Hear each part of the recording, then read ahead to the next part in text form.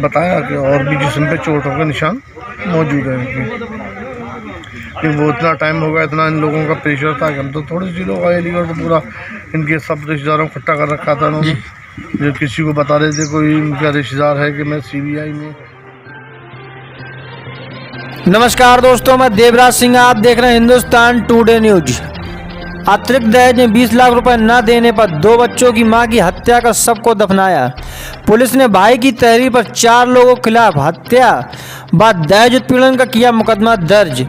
तो दोस्तों, यदि आप हमारे चैनल पर नए हो, चैनल सब्सक्राइब नहीं किया है तो चैनल सब्सक्राइब जरूर कर लें, क्योंकि हम खबर रिलेटेड ऐसी वीडियो लाते रहेंगे। आइए देखते हैं आगे खबर। दरअसल पूरा मामला कुछ इस प्रकार है। कायमगंज जनपद अलीगढ़ थाना सिविल लाइन के शहजाद मंजिल अनावरुल हुदा कंपाउंड निवासी आदिल साहब पुत्र शहजाद शाह ने कोतवाली कायमगंज पुलिस को तहरीर देकर कहा है, जिसमें बताया है कि मेरी बहन इमराना का विवाह असीम खां पुत्र नसीम खां निवासी चिलौली पठान कोतवाली कायमगंज के साथ दिनांक 20 अक्टूबर को मुस्लिम रीति रिवाज के अनुसार संपन्न हुई थी। विवाह में लगभग 10 लाख रुपए खर्च किया था। सोने चांदी के जेवरात की कीमती चीजें व घरेलू सामान फर्नीचर आदि दिया था, परंतु मेरे बहन के पति आसिम, सास नुजहत, ननद नाजिया, नंदोई नाजिम को दिए हुए सामान से संतुष्टि नहीं हुई। वह अतिरिक्त दहेज में 20 लाख रुपए नगद व एक कार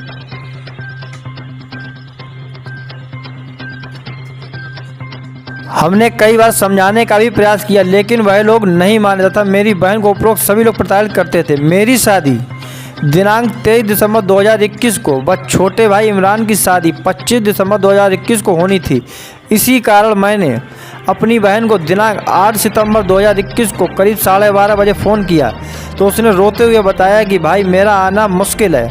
आज भी मेरे पति व अन्य ससुरालीजन, पति आसिम, सास नुजहत, ननद नाजिया, नंदोई नाजिम अन्य मेरे साथ मारपीट की है, गाली गलौज की व जान से मारने की धमकी देते रहे हैं।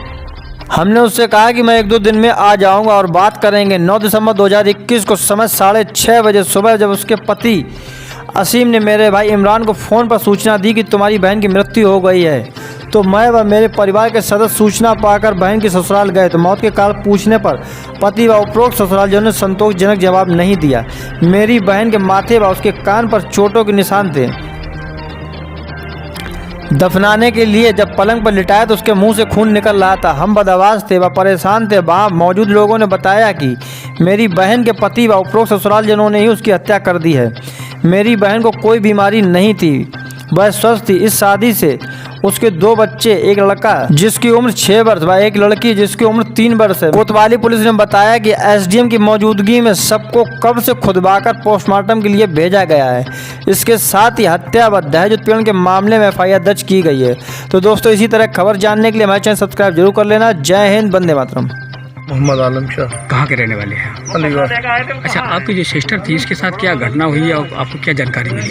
जानकारी तो घटना तो 6:30 बजे असीम का फ़ोन आया जी। कि तुम्हारी बहन का मुझे गिरी हुई मिली है। मैं रात को सो के जब उठा देखा गिरी हुई मिली, उनके सर में चोट थी, उसी वजह से मृत्यु हुई। हम लोग अलीगढ़ आए, आके देखा कि गिरने पर हमने उनसे क्वेश्चन भी किया। सबसे पहले तो नाक लगनी चाहिए, नाक पर कोई चोट का कोई निशान नहीं, माथे पे 3-4 निशान, बंदा गिरेगा तो एक निशान आना चाहिए, जिसकी वजह से वो कोई तसल्ली बख्श जवाब नहीं दे सके। काफ़ी तू में रही, काफ़ी बातचीत रही है। उन्होंने हमें सेटिस्फाई किया, नहीं ऐसा नहीं है, वैसा नहीं है, वो नहीं हो सकता ना हो। काफ़ी टाइम के बाद में फिर चलिए आप सही कह रहे हो, आपकी बात मान लेते हैं। जब उनको नहलाने का उसका टाइम आया तो देखा तो बहनें भी आ गई थी।